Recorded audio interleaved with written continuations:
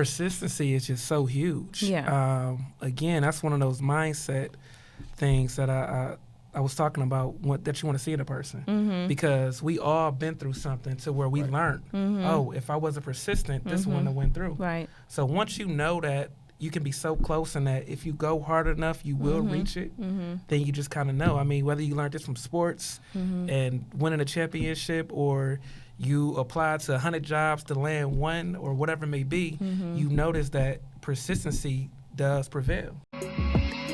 Each one of us has a story. Our journey has and is continuously impacting us. By listening to my guests share how they are discovering their best self, you will discover the best part of you. To Discover Your Best Self podcast, guys. I'm so excited that you came here and decided to be on the show today. I really wanted to get you all out here because you guys inspire me, right? I really like what you're doing in the community with real estate and going out here and being able to do something, self-made. Right, and you taught yourself how to be professionals and how to dominate the real estate world. And I want you all to share your story with us. Share your story about how you got started, why you got started, because I think it's important for people to understand that and to know how to get there. Because a lot of us, we don't know where to start. Right? And everybody has their own journey. And so I think that both of you all have your own unique story, and it should be told. So welcome my guests, Marlon Wilson and Robert Kennan. So Marlon, first tell us who you are and where you're from. Okay, Shanice, first I want to say thank you for inviting me to the podcast and being able to find a space so I could share my story a little bit. Born and raised in Detroit, Michigan, and I live in Houston, Texas now. I've been running my real estate business, for about 6 years now. And planning just to keep taking things to the next level. So, again, I appreciate you for the invite. And will they ride? Well, as well, thank you, Shanice, for the invite. It's a pleasure and an honor to be on this podcast, and definitely honored to be alongside my brother Marlon. And I'm from Houston, Texas. Started this business based off an idea. So I'm definitely honored to share that doing this podcast on everything that I was able to accomplish in the 4 years that I've been in this business. Okay, great. So what made you decide to get into real estate? What were you doing prior to real estate? Okay, for me, I was doing insurance sales. I've always had like either entrepreneurship job or sales job. Never had to do the 9-to-5 thing, thank God, or whatever. But so I was actually searching the internet, like, I want to get into real estate because I know it's a good way to make income.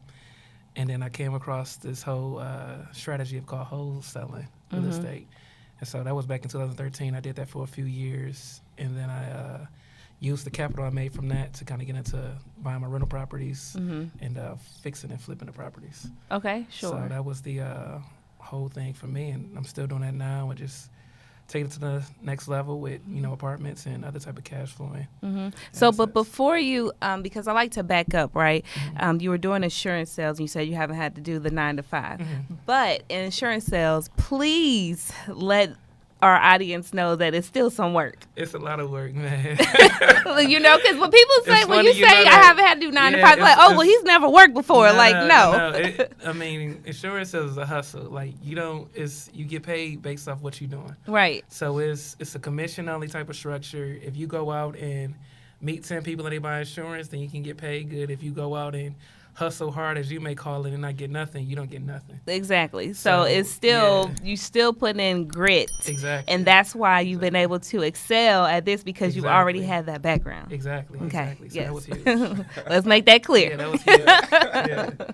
That was huge. Absolutely.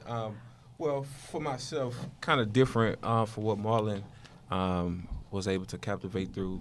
Myself, I come from the streets. That's all I had, a part of my culture of that time. I grew up in South Park, Yellowstone, Third Ward areas. Those demographics have those type of mindset things that we, get into, just being around the people that we're around. So my formal education of sales came from selling drugs. Mm-hmm. And through that process, I didn't know that it was a business at that time. I'm just, wasn't operating it like that, but it was sales, it was marketing, it was all these other components that a business have. So, and through that process, that's where I got my education from, through those, variations, not just to say I'm proud of that, but that was my life. That was your experience. Yeah, that was my experience. And how I discovered real estate, was that the question? Okay, yeah. And how I discovered real estate was along the journey of going through selling drugs. I ended up going to federal prison at 22 years old.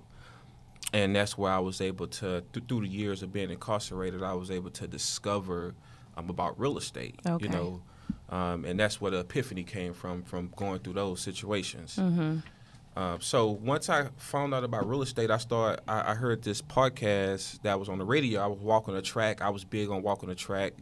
And in that process, I heard this radio station. It was called Lifestyles Unlimited. It's a big educational real estate group around the world and in Houston. They birthed in Houston. So I heard them, and I used to walk the track every day and listen to them. So that's what fueled my fire to get out and to pursue this. Now, getting into real estate, how much of that has to do with meeting the right people and making the right connections? Because there's people that have been in real estate for however long and they're not, prospering like they would like to, or maybe not hustling as hard as they want to. How much of that has to do with who you're meeting and teaming up with and collaborating with? I think it has a lot to do with it. But what I think more so is the hustle. You know what I mean? Your hustle, because the right people want to work with the right people. And I don't think a lot of new people understand that. So when I see somebody working hard and they have that type of energy where they're going to make it whether I help them or not, regardless, those are the type of people I want to work with. Right. You know what I mean? And that's the same way it was for me. It was like when I first started, it wasn't no handouts on the help. But once I went so hard, it was like, hey, let's partner. Hey, let's work together. So it comes with the hustle, but it definitely is a business where it's definitely about who you know as far as that. How do you get into those circles? Well, you got to have drive and you got to have persistence, because I unlike myself, wasn't blessed to have a job and have that type of mindset as Marlon had and other folks that come into this business, because I didn't have the type of, wardrobes. I didn't have the type of the conversation to have with these type of people. So I had to renew my mind in the process of my temporary defeat. You know what I'm saying? So knowing new people to get inside these doors, you got to break some barriers. You got to let those guards down. Yeah. And continue to persist, because I didn't know nobody in this and literally change the people around you. Right. Absolutely. Yeah. And people gonna know and see. People knew I was rookie, but they seen a will in me because I was following. I was, what I'm saying, it was real. They seen it. I was, I sometimes I stood out, and people was giving, people was understanding me though, because they was like, man, this guy keep calling. Yeah. You know what I'm saying? I was calling at 7 in the morning, 11 at night. They was like, man, who's this guy? So you got to go beyond certain things, and people think because people don't answer the phone, they think. Those people don't want to talk with you, but sometimes they time so valuable, you got to go over. Right. So that's how I was able to extract a lot of people. Right. Through that process. Right. Okay. So, both of you guys have 2 phones. Right. Kevin Gates out here. Yeah, definitely. Both of y'all have 2 phones and you're like consistently checking them all the time. Why? Well, it's like you can't ever turn off. I know the reason why, but tell these people why. It's like the constant, and does it get on your nerves, and how do you organize it? How do you stay on task? And with all of that, do you feel distracted all the time? Tell us? I do. I do feel distracted, but I'm cool. I can put the phone away as well. You know what I mean? But I don't know. It kind of separate the calls, but I got call forwarding apps as well and stuff like that. I don't know. But your phones are always going off. They always going Yeah, off. why? I could be on the phone on one phone, and I could be doing my emails on another. Okay. So that's one thing, because I'm really always working. Like, Yeah. I know. But when you say always working, what does that mean? Because some people feel like, oh, I'm always working, I'm doing something, but they're not really doing anything. Like, what are you? For me, if it's my phone, it's either my assistant. It could be a title company. It could be a seller. I'm still hands-on in my business. So some things I don't delegate, and so I still can reach. And I got a personal number where I got friends and family calling and things like that. Okay. For me personally, and then they both got forwarded numbers and stuff like that. Okay. I get tired of my phones though. Yeah. I mean, I do get tired of them. And they better for texting and emails, because I don't answer them like that. Okay. Right. Well, for me, 2 phones just represents just a correlation to my business, because I dominate in marketing. So I have to have something different, besides my personal phone that I have, that I separate my business on. So when one phone ring, I know it's something dealing with a seller. That's something. money. Okay. You know what I'm saying? It's something coming from the marketing place. I have other people that answer the phone too, but I like to answer too. So I want to stay on top of things. And like Marlon said, if you're on the phone, you can be emailing while you on, the phone. And I do that a lot. I be sitting, making calls and talking. I'm emailing, I'm texting. You know what I'm saying? So it helps with the coordination of your business to help you put things in perspective. Okay. And how are you finding, like, when you first got started, right? If I'm somebody new and I'm listening, I'm like, well, okay, they say they did all these things, but how do they get the money to buy a house or to, flip or, get started or have money to market? I don't even know where to start. How do I get money? How do I find these people with capital? Right. So as far as that goes, me and Rob both utilize a strategy called the wholesaling strategy. Okay. So with wholesaling, technically you don't need money to do the deal, but you will need money to market, which is, essence. But there are ways where you could come across and get a deal done without marketing. But if you really want to build a business, it's going to take marketing. But I mean, you can, some free ways. You can drive neighborhoods and take addresses down, mail them letters, call them, or whatever, text them, whatever you want to do.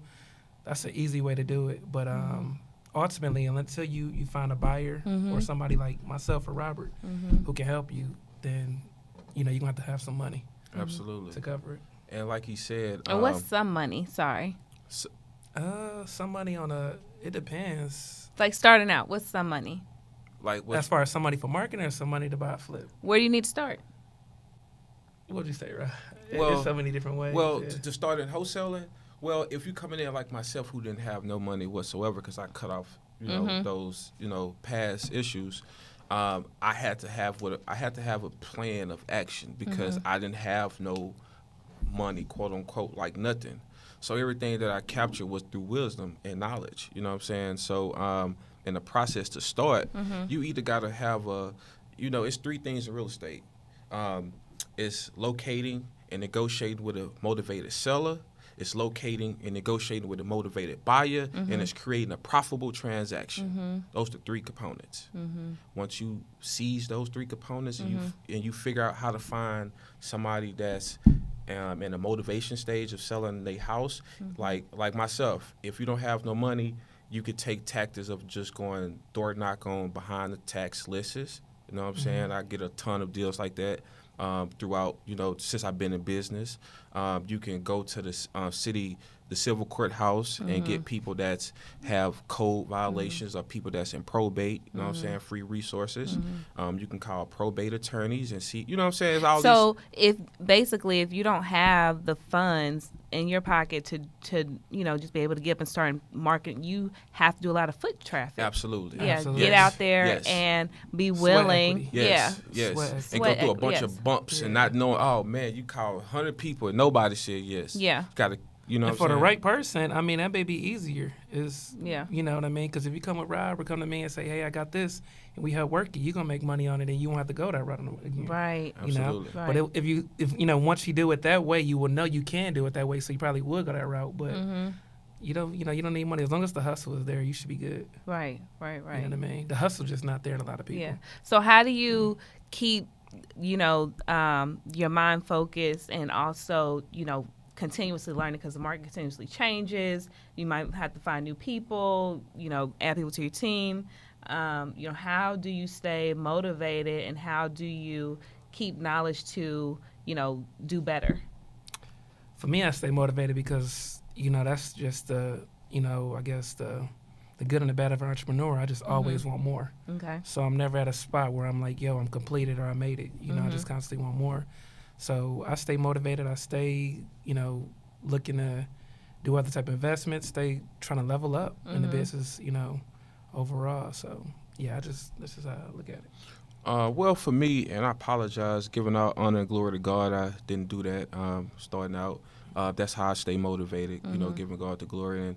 And I feed my mind with a lot of books, and I do a lot of personal development, evolving myself and getting around people like Marlon, Masterminding with, other unique people that can teach me, because I learned a lot from this guy and others that's in the circle. So that's how you evolve to continue to level up, because this business is so obsolete. Things change, technology, new trends. So you got to evolve to stay ahead of the curve, and that's how we do. We mastermind.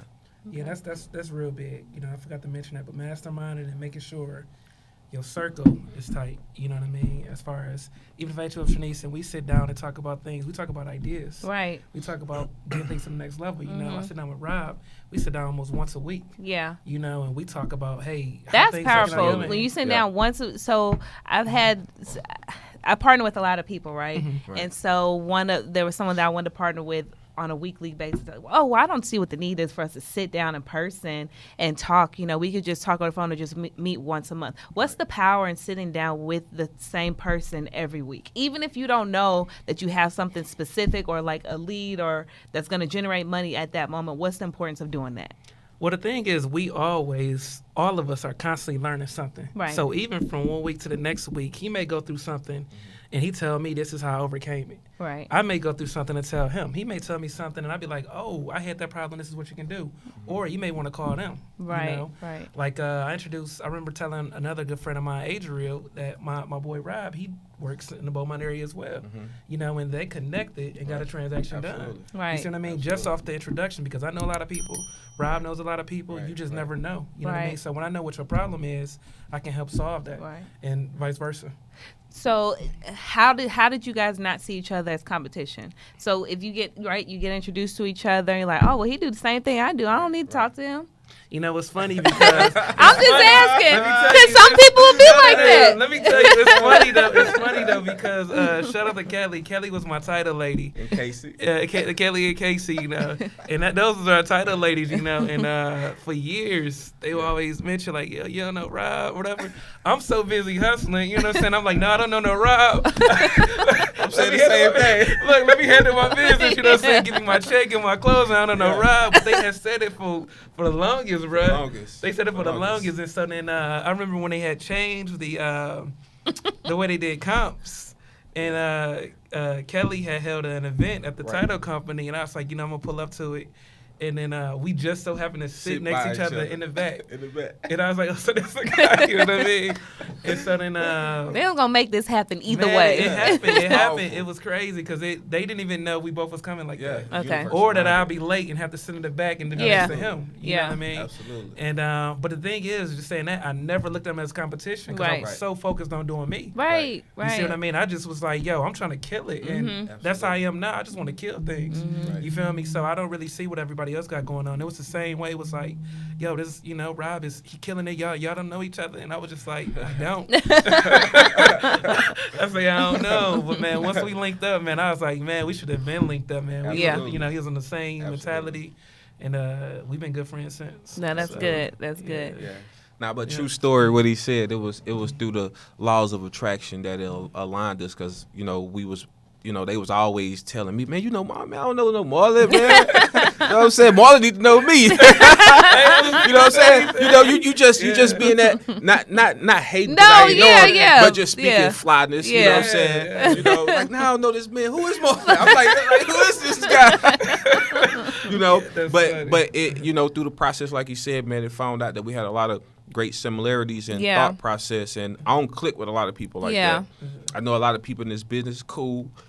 things like that, but we got like a different type of vibe, you know what I'm saying? And I was able to learn a lot in the process, get great connections, and in the process, I owe my man a trip because he did hook me up with somebody in Beaumont, and I think we making over $100K on the deal right now. Well, there you go. Just by connections, Yeah. of just him, being that type of guy, and I'm grateful for that. You know what I'm saying? No doubt. So, because when you're staying in your lane, right?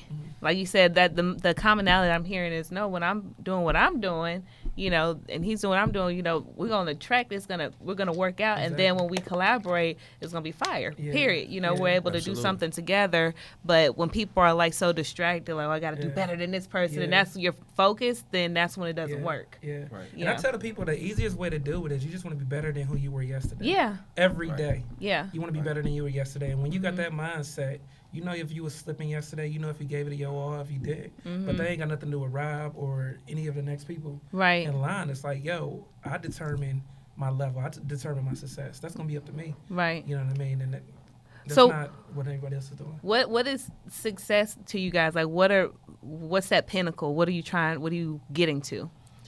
Man, you know, as I grew older, Come to the microphone. I'm sorry, let me get to the microphone. As I grew older, man, it's just more so with me. I just like peace of mind, happiness, and just being complete. It's not really attached to too much money. Okay. You make a little money and things like that. But money is part of it. It's gonna be a part of it. It's gonna come. Of like, do you agree? I need some money to be peaceful for some things. Absolutely. Or to get absolutely. But leading somebody, and again, like I say, money is a part of that. But if I'm telling somebody and they listening to me, I don't want them to think chasing money and money was going to be the answer. Right. That's what I'm saying. Okay. You know what I mean? But, money, you definitely got to make your money. But if most people just think that's what it is, and they'll never be complete if that's the mindset. Right. You know what I mean? But it's so much other things. So like I say, you can have all the money. There was times I had a lot of money in the account, but I just had a peace of mind to go to sleep. You know what I mean? And it was just. What was it that? I mean, you don't. Tell me no. I can't, because it's it's not just a one time. Yeah. It's multiple times, but it's some things that you can't control. You know. And I was speaking to a good friend, and it was like, if money is the problem, you don't really have a problem. Right. You see what I mean? Because money, that can be attained, but time, health, other issues, family things like that, that's stuff that money can't fix. You know what I mean? So you want to look at it like that. Money, it solves a lot, but I mean, you know, it is what it is. Yeah. That's how I feel. Right. And just to repeat, could you repeat that question so I can be more Yeah. So, how do you? Where is the pinnacle of success? Well, the pinnacle of success for me is putting other people in position around me. Okay. Like he said, success is not measured off money. That's a part of it because I get to put myself in position to help other people be in position. And I'm in the business of producing and training up other people, or the young generation. You know, so success for me has a lot of different correlations. It's with my health. I'm big on my health. You know, I'm big on just making sure I'm evolving so that now if something happened to me that I left something of value, you know, that's success. You know, to me, just leaving something of value to my nieces or my nephews, and not having them have to go through the hard struggles of life that I went through. Impacting the generation after you, or even people before you, right? Right. So that's one of the things that I've been really focusing on, and this is part of that series, you know, which is generational wealth, impacting that, how we can start doing that, because our parents didn't do that. Let's just be honest. You know, we love our parents, but those are some of the things that they didn't equip us with, and so now we have to take care of our parents, and we have to do something for the generation after us. And to do that, we have to hustle and work so much harder to be able to create those opportunities. So I know both of you guys have, like a mentorship and coaching programs that you're doing to help other people. And what is it that you want to do? I know you kind of explained that, Robert, as far as what you want to do and impact, but focusing on your business and being able to impact other people and teach them, you know, is that something that you're passionate about and you want to help develop? And how much of your time are you willing to give for that? Yeah, definitely passionate about it. Me and Rob are actually working on something exclusive, but that's later to it. But we also give a lot of free value. The main thing, like I said, I want to be around like-minded people. And when I say like-minded people, that does not mean they're on the same level as me, but their mind is. Right. You see what I mean? They're reading, they're trying to take things to the next level. And with that, I'm willing to work with you. Like, I got a close friend, like family, Edward. You know Edward. Yeah. And he was one of those that just was willing to hustle. And still to this day, hustle, you know. So I could keep him around me because his mind is right. Right. You know what I mean? I know eventually it's only time for him to be where he wants to be. Right. You know, and other people that I help out, it's just like I want to be helping, you know, others just like that. And I'm willing to put things together and stuff like that. I know we working on something. And me and Rob working on something as well. So, but it's definitely a passion. Yeah, so definitely with it. Absolutely. Yeah, like Marlon said, you have to be passionate because when you just started doing it for the money, you get drained and it's just not fun no more. Before I got into this space, I said it had to be passion. That's why I can overwork.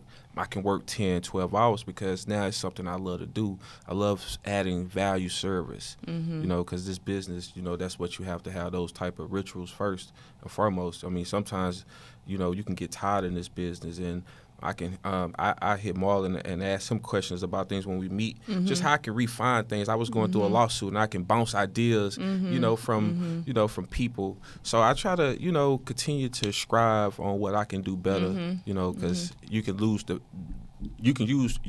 traction. Right. I just took a retreat just to refuel myself over the weekend, right? And I needed that. Right. Because I was like, dang, I didn't know I was going so hard because I just rested. I couldn't do nothing else. I wanted to be up and just, you know, but I rested. That was the best thing. And I was resting and in prayer. Right. And that was the best thing that I needed. So explain that a little bit more because a lot of us feel like, you know, you know, everybody sleep when you die and all that stuff. Oh, and no. It's like, yeah, you're going hard. You got both your phones going off. Exactly, you have a heart attack. You know, it's like you gotta have some rest. I'm against it. But there's some days when you are up till midnight or whatever, or you up at 5, and then there's some days when you need to, like you say, you took a retreat, and from Friday or Saturday until Monday, I decided to do this so that I can let my mind rest, no matter how urgent people on the other line are screaming. You know, you have to be able to say at this time, I'm going to do this. Yeah. Absolutely. Yeah, for me, I'm going to get my rest. I go to sleep. Early. I get up early, but it ain't nothing to do with that. Like, I understand that mindset because that was me 10 years ago. Yeah. But it's just not where I'm at right now. Yeah. You know what I mean? But if you got the time and energy and you're going to be more hungry when you at the bottom than somebody that's kind of got things going. So, you know, the people that's putting that work in, doing that, that's cool and all, but I'm just not, it ain't for me no more. Yeah. Right. Yeah, for me, you know, it's just stages. I'm no days off sometimes, but most times I need that rest time. You know what I'm saying? It's just a spark of just a moment. You know what I'm saying? You might have a good 1-2 days that you just going all in. You know, so you got to kind of be versatile with that. You know, but it's important that you get that rest. Right. And so I have a couple other questions too. Like, so one, I do have to be women specifically because I am a woman. So how do you see, you know, women playing a part in the things that you do? Do you, I know it's a more dominated field with the type of real estate. Now, as far as like real estate agents, that's a woman dominated field. But flipping and wholesaling, all of those things, why do you feel like it's more male dominated? I really ain't got the answer to that. I think maybe women just don't want to do it, but I know that ain't really the right answer. But I don't see it's a reason why they couldn't do it, why they can't do it. Women are a huge asset to me as far as business goes. So they go harder than a lot of these guys. Absolutely. But I don't know why, as far as flipping, maybe they just, I think it's easy for a woman to be a real estate agent. Yeah, real estate agents, definitely. So we're definitely more. Maybe it's just the lane it is, because if people go the easier route. But I see it much easier for a woman to be a real estate agent. And men, it's not even that many men. It is male driven, but it's not that many. I don't know. But I don't think I think a woman can do it as well, just as well. Shout out to them. Yeah, absolutely. And big ups to the women, because the women are stepping up. And like Marlon say, I love working with women. They inspire me. They keep me, you know, I do a lot of deals with women too, you know, so it's something I guess they're starting to step up. There's a lot of women in this new season starting to step up, and that's what I'm seeing. What are the attributes or the characteristics that you're seeing when you say you would rather, because you're saying that for a reason, you would rather do a deal or work with women? Why? Because women have charisma. Women have, like, they not scared to say when we wrong. Like, you know, Marlon is on a certain level in this business. They are not scared to critique him. Or like, hey, you know, they going to be straight up. You know, women don't have no problem taking lead and bringing ideas to the table and just being fierce. You know what I'm saying? I think that's huge. I think they don't mind taking lead, and they just bring so much more value. Because we all think that we the right one. You know what I mean? If we go into an argument or discussion, it's like my way is right until you look, you know, and a lot of times with women, they'll say something, and I just kind of let that open and be like, you know what, that is right. You know what I mean? Like, you know, that's just how it is. But they just easy to work with. Absolutely. Yeah, I don't know why. It's just easier. You know? I think it's more so that they just easier than men. I don't think it's nothing more difficult. They're easier than the men, you know. Why is it more like you're going head to head? Like, yeah, and I think probably for women it's probably the same thing. Probably working with a man is probably easier. Maybe so. It depends on what it is. Y'all in class. Because you know what? Another thing is women are easy to be submissive when you got you got a lot of people around you. They want to be you, so it has a clash in certain type of ways. Oh, the men do. Much better than he said it much better than me. Yeah. Oh, I see what you're saying. Man, you got to think if typically it's like the right man, and you can't blame him for this. At the end of the day, he's gonna want to be you or your position. Okay. That's what they trying to be you. Yeah. You know what I mean? Yeah. Women, they don't really come off as that. They rather be that backbone. Yeah, make some money and they good. They make some money. Look, let's get this thing going. But they're not gonna be your assistant though. They like they okay. be no assistant. They could be a partner. Whatever value they can bring. But I just don't feel like they coming for my spot. Other people, you just everybody has their own position. Play your position. Yeah. And then we all good. You can't try to take my position. Absolutely. I think women just play their position better. Right. Yeah. Like Rob said, you know, you have a lot of other people around you. They want to be you. Yeah. You know what I mean? I just don't be feeling that from working with women. Yeah. I just don't get not that. so ever. Yeah. You know? So what do you feel like your journey is? You know, right now, how old are you, Marlon? 32. 32. Okay, and how old are you? 37. 37. So what do you feel like your journey is like in the next 10 years, even 20 years? What does that look like for your, you know, company or your business, and how do you feel like right now is affecting that trajectory? Everything is going well with what I got planned. So my whole mindset is right now, and again, you asked me this 2 years from now, and if I already accomplished it, it's going to be something different. But I want to kind of build a real big commercial portfolio with like apartment complexes and kind of syndicate, do some syndication with that, with other investors, and kind of just let it grow. So that's my mindset if you're talking business, as far as other things like that. And just put more people on, put more of the right people on to kind of understand real estate and what real estate can do for them. Okay. Well, for me, the journey is, you know, it's just not with me, because the journey is still every day for me. You know what I'm saying? Because I'll never complete what I may put forth. You know what I'm saying? 2 to 10 years, I can set out the plan, but as each time come, that's when I can exit off. You know, and right now I'm in the process of just building other young men up. You know what I'm saying? Sowing into other young men, because that's what's going to be the next new wave of the world right now. The young man, because I'm gonna be old through the future, so I want to continue to have those around me that I can invest in and give those that knowledge and that wisdom that I have got from others. Right. So I feel like right now, just with me being in this position and having a core value of just being able to invest into my communities, real estate is just a route for me to go into other vehicles, to open up other businesses, to give other people jobs, to give the people that's getting out of prison a job and give them some opportunity that I didn't have. Right, you know what I'm saying? Right, yeah. So I'm using this as a vehicle to open up other flows of things that I've been praying about. Okay. And, you know, as far as like, you know, family, like, you know, a lot of women were always like, oh, our family and this, that, and the third, you know, how does that impact, you know, what you want to do for your future family or even for your family now? Man, I'm setting everything up. That's why I'm just single and no kids, none of that. Just setting everything up.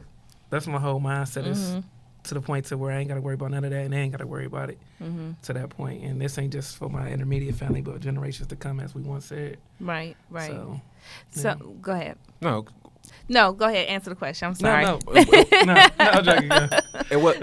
No, go ahead. Answer the question. Like, what do you is family important? As far as what you want to do for your future. Oh, family. Oh, absolutely. Right now, family is important. That one of my nephews work in my company. Well, two of my nephews. One is, and I'm training him. He's over the marketing department. He trains everybody that comes on.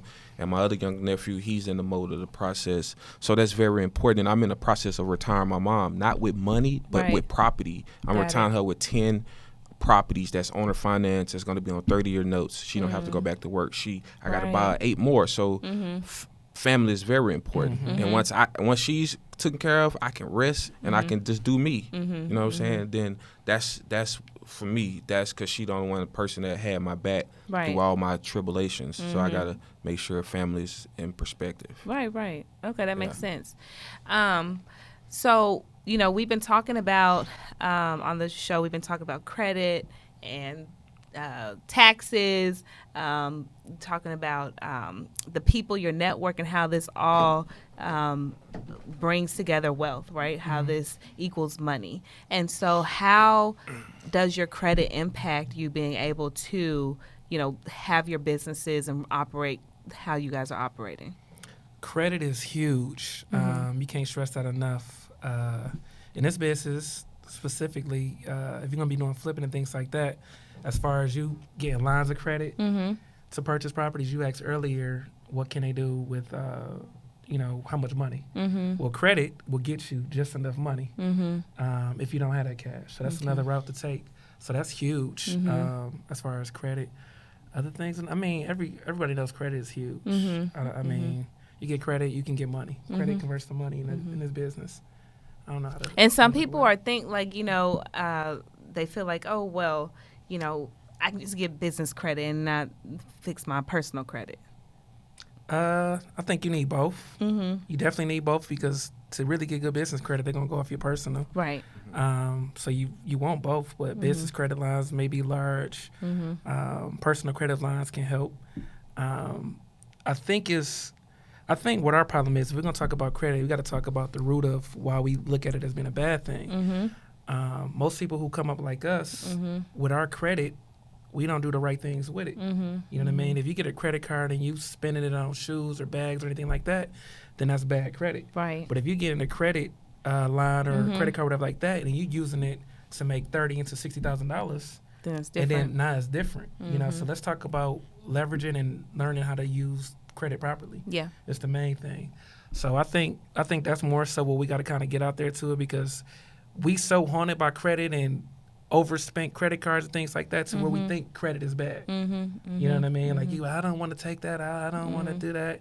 That's because you used to, getting it and spending it on Christmas. You know what I mean? Right. No, seriously, like you get spend it all year paying it off, maxing out, and then you can't pay it out and things like that, or you barely can meet the qualifications to get the car, and you get the car that you can't get, and now it's hard for you to make the payments. That's not how credit is supposed to be used. Credit is supposed to be used to make more money. Right. And that's what we got to, kind of put more out there. There's nothing wrong with credit. Every wealthy person uses and leverages credit to get where they at. You know what I mean? I tell people all the time, like, Apple is $8 billion in debt. One of the biggest companies is $8 billion in debt. You know what I mean? Not because they ain't got the money. The profits exceed that, but the fact that they understand how to leverage it. Right. You know what I mean? For tax purposes or whatever it may be. Yeah. But, So how do you, so you have credit, you do all these things, right? I don't see you guys wearing Rolex watches and all these fancy things, right? But you make good money, you're doing well, you have a nice business. Why is that not important? I can be a little flashy, to be honest, a little bit. We're not too crazy, but it's not important. Yeah, it's not important. It's not important. It shouldn't be, but sometimes you. But why do you want to be flashy sometimes? I mean, just be real. I don't know. That's what I'm just doing. Me, I'm not too as far as like fashion. I don't do designers and stuff like that. But I like nice cars. Yeah. Jewelry is cool. Nothing too gaudy or anything like that. I like to travel. I like to spend money on traveling. Okay. That's where I spend my money at. Mm-hmm. Yeah. Well, for me, certain things, coming from the mindset where I came from the past, I used to glorify the jewelry and the cars because I had all those things, and those things got taken like that, right? So it just wasn't no value to me. You know what I'm saying? So everybody had a forte, his vice. You know what I'm saying? He want to pull up in the Maybach or something. You know what I'm saying? I'm cool. I'm just more into, buying more houses into my community. That's my jewelry. You know what I'm saying?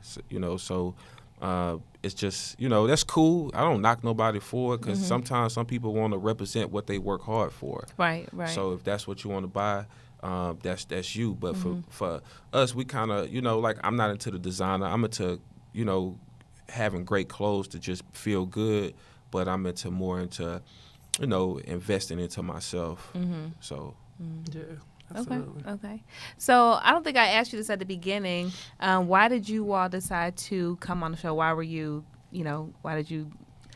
Yeah, so first off, good friend invited me. Thank you, Shanice. No. Secondly, though, I like the journey you got going on with discovering yourself and what you got going on.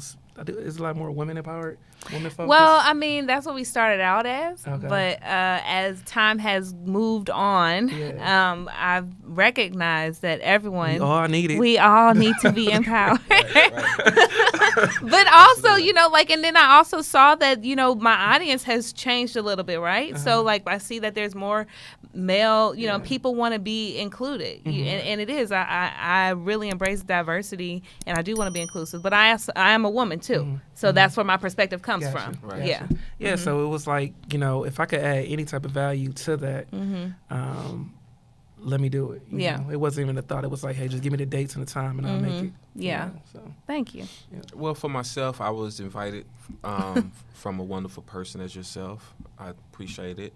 And when I first met you, I seen your mannerisms. I seen that you was a hustler. I seen that you was creative, and that energy attracted me, and that's what sparked me to want to even have the idea to be a part of this. Then when I knew that you guys were great friends, I knew you were somebody that I needed to know. So I wanted to be a part of to bring value to your brand and to your audience. And definitely appreciative. I appreciate it, yeah. So tell me, in your, what does it mean to discover your best self? I think it kind of is synonymous with finding your purpose. Discovering your best self, finding out who you are, finding out how you can give back, like you asking us with the questions as far as what we can kind of provide to others, So, yeah, I mean, it's pretty much finding out the best of you, making the best of you, creating the best of you, and flourishing and understanding you. So, and just to tap into that, it starts with self, creating those, tapping into your inner core of yourself, because I have to tap into what I'm, having within me so that I can give it out to others, So right now, I just feel like with me going on this journey and having the people around me, I'm tapping into them because they get to see me on the consistency behind the scenes of what I'm doing. So it's evolving. You know what I'm saying? It's not just we just making money. We're actually pouring back into people. You know what I'm saying? And just like Marlon said, we building something more to have more people in our community to be open-minded to this, what we got going on, because it's free game. We ain't just not sharing it. We showing it on Instagram. We showing it on showing that it's possible. We never trying to impress nobody. You know what I'm saying? That's baloney. That's a bunch of baloney. And we not in competition. That's for sissies. You know what I'm saying? We just adding value and getting the job done and closing the deal. You know what I'm saying? That's all we doing. And we got others that we're going to show those steps to, but you got to be willing to commit and to be willing to go forth, because we ain't just fit to just give you our time. You got to take it. You got to want it. So I like what you say about that, though, because, so often we forget that persistence is key, right? We're all in sales. Right. You're consistently selling yourself, and you are your brand, right? And so if someone wants to get in touch with you, or if they want to be good at this game, you know, doing any of this kind of stuff, you have to be able to have tenacity and keep calling and persistent and getting in contact with that person. And so how does being persistent equate to not even just what you do, period, in life? Because I feel like far too much I see and hear people just like give up, like, oh, I already called a person, they don't want to talk to me.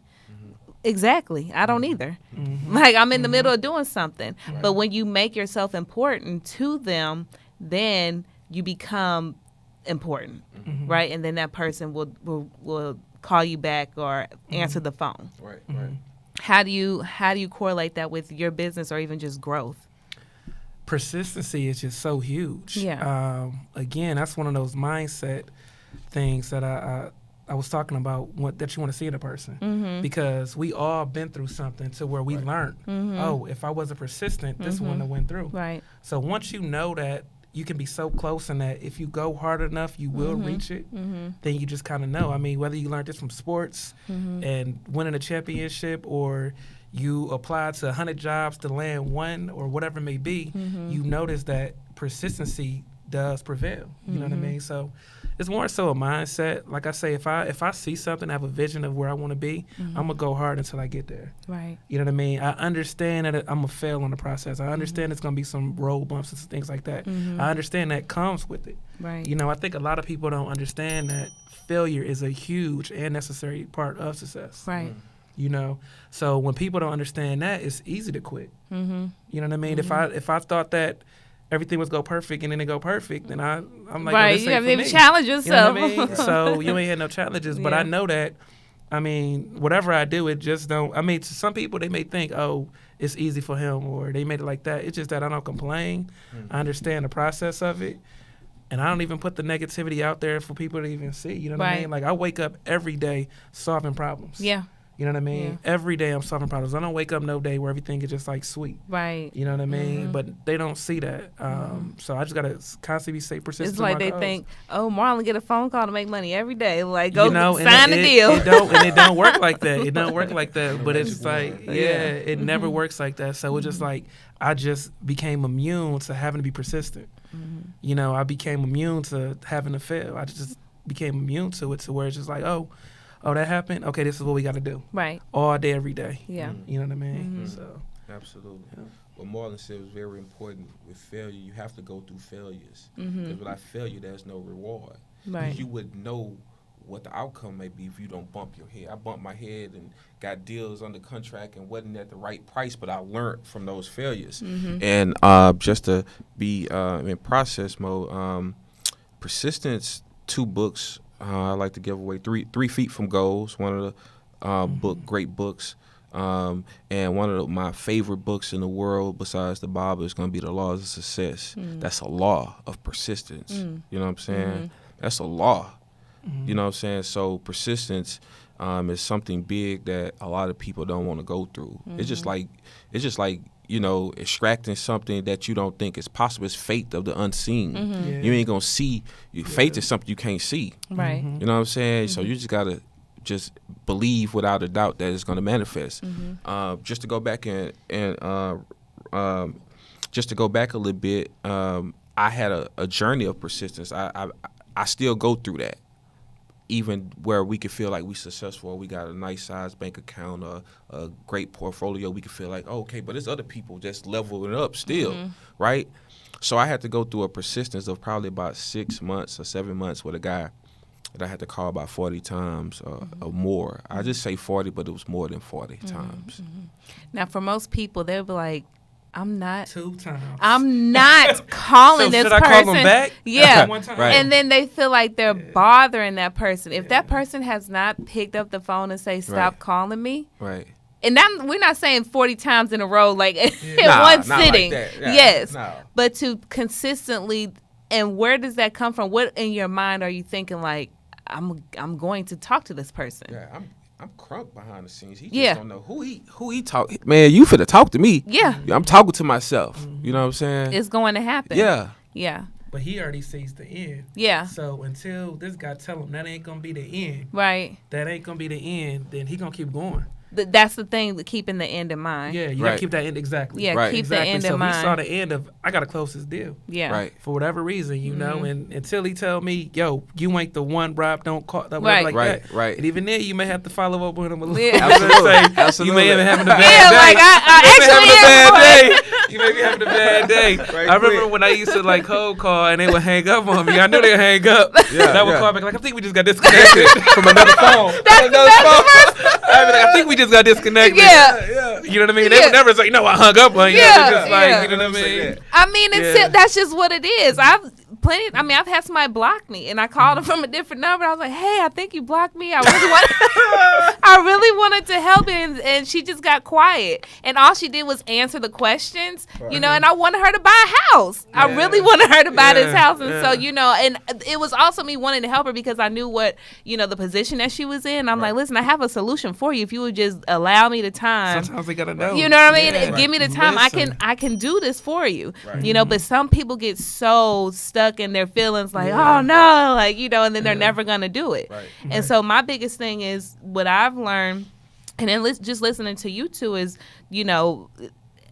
don't take anything personal. Mm-hmm. Don't take anything personal. Never take nothing personal. You can't. And that Never. the business of sales or wanting to get to where you need to be, you can't take it personal. You just have to go. Some people go mad and you just keep moving. They don't understand. They don't have your vision. Yeah. And so if they don't have your vision, it doesn't matter. You got to keep it moving. Right. Yeah. Yeah. Yeah. No, this was really awesome. I mean, do y'all have any other words of wisdom that you would like to add before we end? Oh man. First off, this was amazing. I really don't have any words.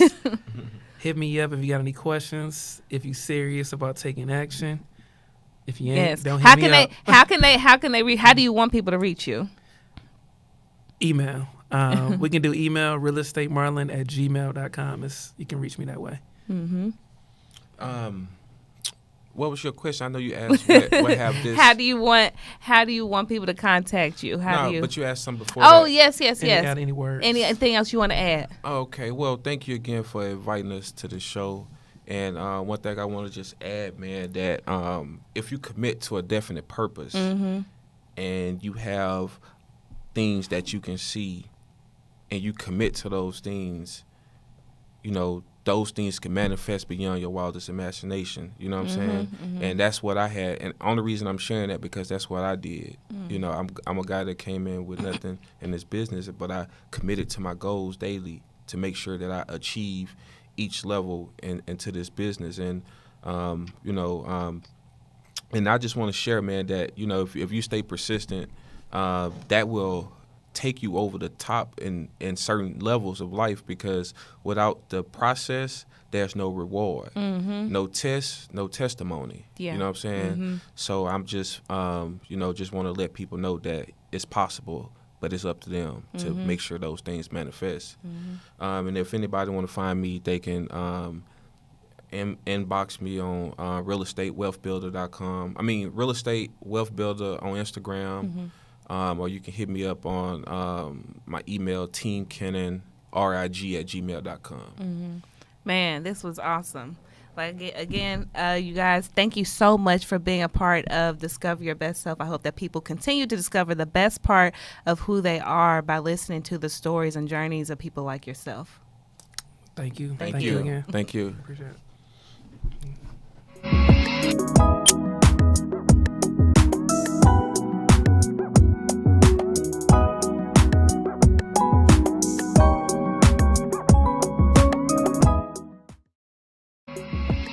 Thank you for listening to Discover Your Best Self. Don't forget to subscribe and comment. Follow us on Instagram at Discover Your Best Self.